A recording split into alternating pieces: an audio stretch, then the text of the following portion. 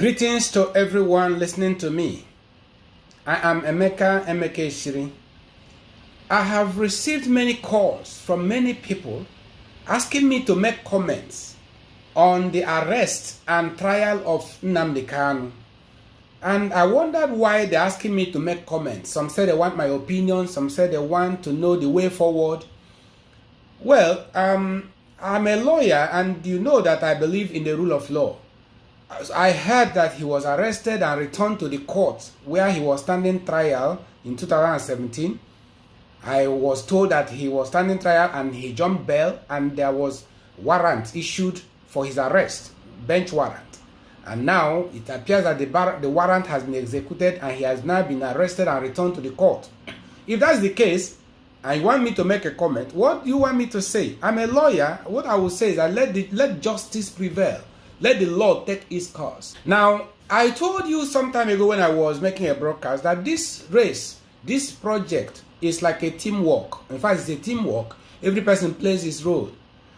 Nnamdi came from Masob and joined us when we started this movement.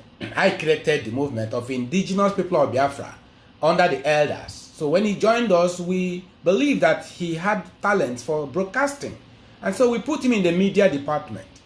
And so that he could use the media to promote the work. He actually did. Initially, he did very well promoting the work, you know, but along the line, we didn't know he had ulterior motive. Along the line, he now used the radio and made an announcement, just like army takeover when they planned a coup. He now announced that our elders are saboteurs, are traitors, and he had dissolved the Council of Elders of Indigenous People of Biafra. He is now the leader. And you know, a lot of things happened. Well, we excommunicated him that time. We excommunicated him on 12th of May 2014. That was when we excommunicated him from this body called Indigenous People of Biafra. So the one he's carrying on with is a fake. You know, he started his own. While we were still in court, he created his own faction. And with the radio media power, he was able to get multitude of disciples to follow him. Well, he believes in his own method. Let me read out something for you so that you will understand the difference. Now, he said this, and he wrote it and posted it, and we copied it. He said, every calamity that has ever befallen the Biafran people in the expired Lugard contraption flourishing named Nigeria, bracket Nigeria, were perpetrated by those Igbos born outside Biafra land of dubious and questionable parentage. The list is endless, right from Dr. Azikiwe to the fool called Okpa Biaseka, who I'm certain is in hell.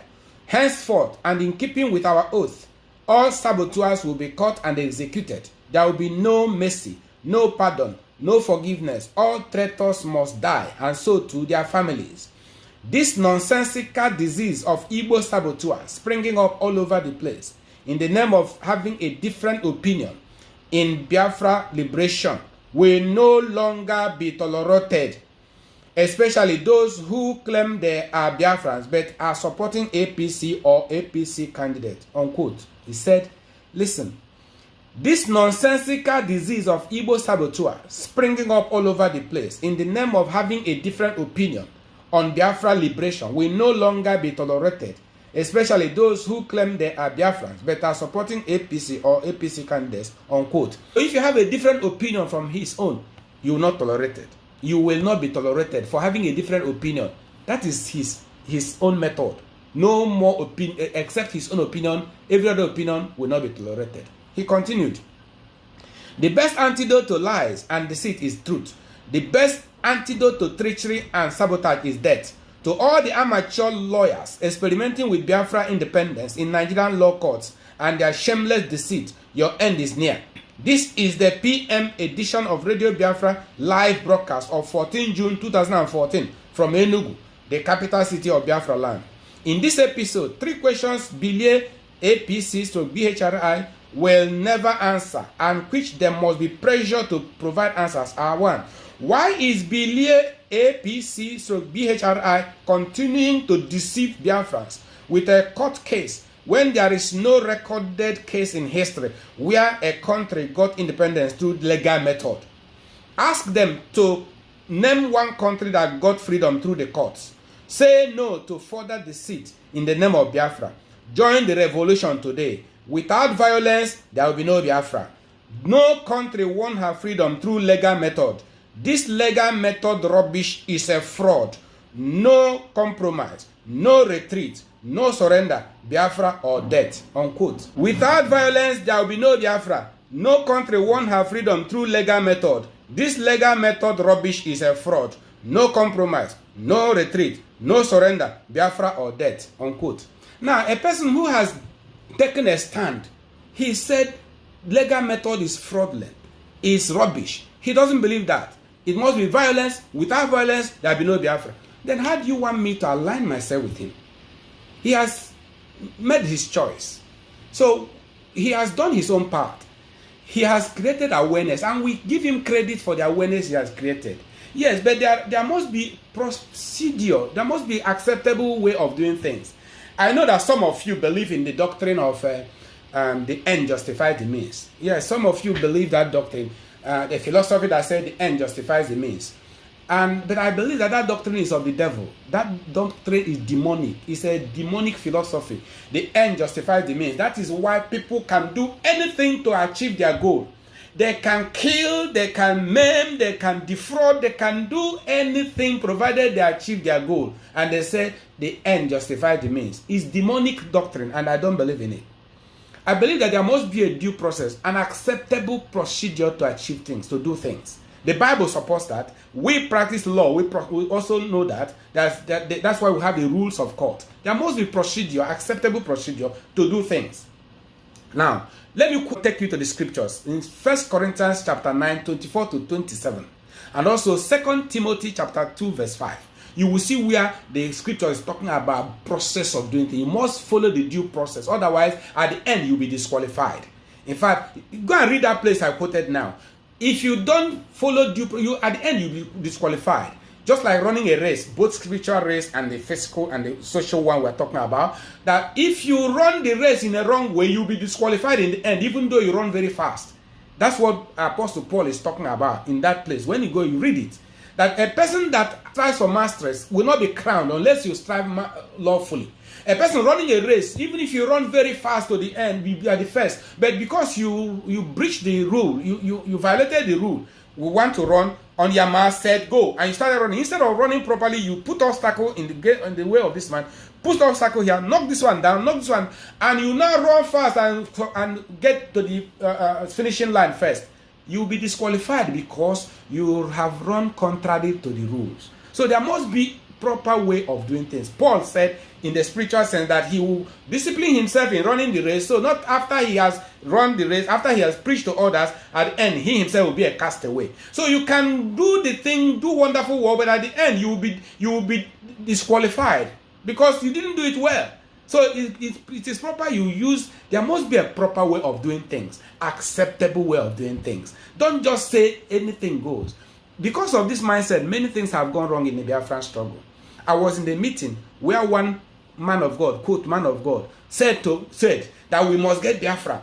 We must, if God does not give us Biafra, we will go to Satan and get it. And when we get it from Satan, we'll go to church and give thanks to God. Just imagine. I laughed at him and said, oh, you think that if Satan gives you something, he will allow you to go and thank God? Listen, if Satan gives you something, he will make sure you don't have the mouth to thank God. In any case, if you're asking something from God and God doesn't give it to you, that means it's not the will of God. Then why are you going to Satan to get it? Anyway, in the project we have at hand, that is the Biafran project, it's a project of freedom. It's a freedom project. Now, it is of God because freedom is of the Lord and we shall be free. And it's only God who can set us free, not the devil. People have done so many things in the name of Biafra. I was told of people who have buried Biafran virgins alive. 7 Biafran virgins buried alive in order to get power to get Biafra. Youths sacrificed to get Biafra. Blood of Biafra youth sacrificed to get Biafra. I have had so many things. I also heard about those who went to get power, bulletproof, so that bullet will not penetrate them, so that they will be fighting with Nigerian army of police or officers, and so bullet will not penetrate them. At the end, it will fail. Because Satan does not give permanent solution to anything. So why don't we follow the due process? Let us follow the due process. You're asking me the way forward. The way forward is to continue with the due process. Right now, we are before the National Assembly. The Biafran case has been presented to the National Assembly as well as in the Court of Appeal. So we are there. Follow us. That is the due process. We shall get there. We are following the same master plan the Biafran elders drew in 1995. We want to get regional autonomy first, devolution of power to the regions. That's why we're talking about restructuring. It is we that created it. The Biafran elders created it in 1995. And it was approved by Nigerian government. That's how these 6 regions came into existence. So we want to get regional autonomy first before we now decide whether to pull out or to remain. At that moment, when we get to regional autonomy, we are like Scotland or like Ireland or like England or like Wales or that other people. At that moment, we will not decide whether to remain in Nigeria or to pull out. When we get to that, we shall decide. But for now, what the Igbo nation wants is a restructured Nigeria by devolution of power to the regions. So I want to say it that Nnamdi Kanu does not speak for the Igbo nation. We have taken a decision, and that is what we want. We want devolution of power to the regions. We want the regional autonomy. We want restructuring by way of devolution of power to the regions. That is what we want. So follow us. If you want the way forward, just follow us. You can see our contact details on the screen. You can email us, send us email, join us in our town hall meetings of the customary government. And there's no problem. We have our meetings in the open. We have judicial immunity. Nigerian government does not arrest us. The police does not arrest us. The army officers, police, soldiers, they do not arrest us because we have judicial immunity. We conduct our meetings in the open. And even the Nigerian officers, you are welcome to our meeting because in our meeting we speak law, politics, diplomacy. You cannot arrest us for speaking the law. You cannot. Because, in fact, the Bible says that the law is for the lawless. It is those who are lawless that the law will catch. But because we are lawful, we're following the law, you cannot arrest us because the righteous are as bold as lions. So says the scriptures. So we are bold. We are bold conducting our affairs. And we want all of you to join us. Please get in touch with us. You can see our contact details on the screen. You can also see our account details. If you want to donate to this project, please do so. And every donation you make shall be appreciated. Thank you very much for listening to me. God bless you. We shall meet again. Goodbye for now.